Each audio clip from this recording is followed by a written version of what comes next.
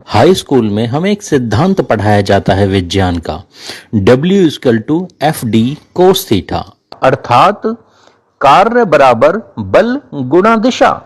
कार्य करने के लिए जो हम बल लगाते हैं, अगर वह बल सही दिशा में लगाया जाए तो वह बल पूरी तरह से कार्य में परिवर्तित हो जाएगा, और अगर बल लगाने की दिशा ही हमने गलत चुन ली तो सारा लगाया गया बल शून्य हो जाता है।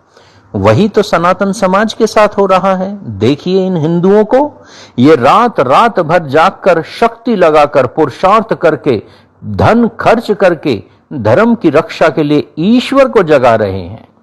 यानी गलत दिशा में लगाया गया बल और परिणाम शून्य, क्योंकि ईश्वर तो हर पल चेतन है, वह तो हर पल जागृत है। यही बल अगर सही दिशा में लगा दिया जाता, यानी धर्म रक्षा के लिए ईश्वर को नहीं बल्कि सोए समाज को जगा लिया जाता, तो परिणाम बेहतर मिलते। अब इन भाइयों को देखिए, 150 किलो की कांवड़ शिव पर चढ़ाकर शिव जी को प्रसन्न करके धर्म रक्षा का प्रयास कर रहे हैं। यानी फिर से गलत दिशा में लगाया गया बल। भगवान शिव युद्ध कला के भगवान हैं।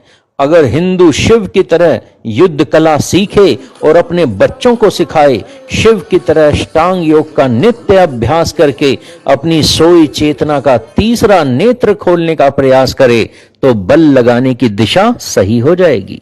मित्रों देखिए, कोई एक हाथ उठाकर तो कोई एक पैर ऊपर उठाकर तपस्या कर रहा है। बाबाओं ने हमें मौला अली के भजन सिखा दिए, मजार पूजा सिखा दी, साईं बाबा अर्थात एक जिहादी चांद मियां की भक्ति सिखा दी। लाखों खर्च करके भी परिणाम वही, ढाक के 3 पात। जिहादी और शक्तिशाली होता जा रहा है, सनातन धर्मी और अधिक सेकुलर और अधिक अंधविश्वासी होता जा रहा है। कारण सिर्फ इतना है कि धर्म रक्षा के लिए हम सही दिशा नहीं ढूंढ पा रहे हैं। अर्जुन को कृष्ण का साथ तभी मिला जब अर्जुन ने सही दिशा में सोचना आरंभ किया। भाईचारे के मोह से ग्रसित, कायरता व अंधविश्वासों में डूबे हिंदुओं की रक्षा तब तक कोई देवता भी नहीं करेगा, जब तक हिंदू अपनी चेतना के स्तर को ऊपर उठाकर सही दिशा में पुरुषार्थ आरंभ नहीं करेगा।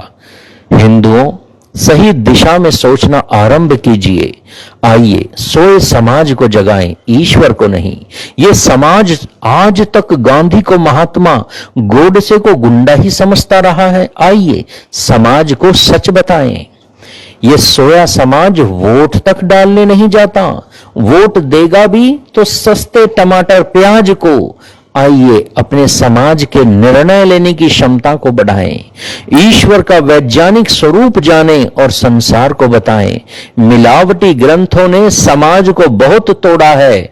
आइए मित्रों, विशुद्ध गीता, रामायण, महाभारत, विशुद्ध मनुस्मृति पढ़ें, अष्टांग योग का अभ्यास जीवन में आरंभ करें, अपनी चेतना के स्तर को, निर्णय लेने की क्षमता को कुछ ऊंचा उठाए। सही दिशा में बल लगाओ हिंदुओं, धर्म की जय हो, अधर्म का नाश हो।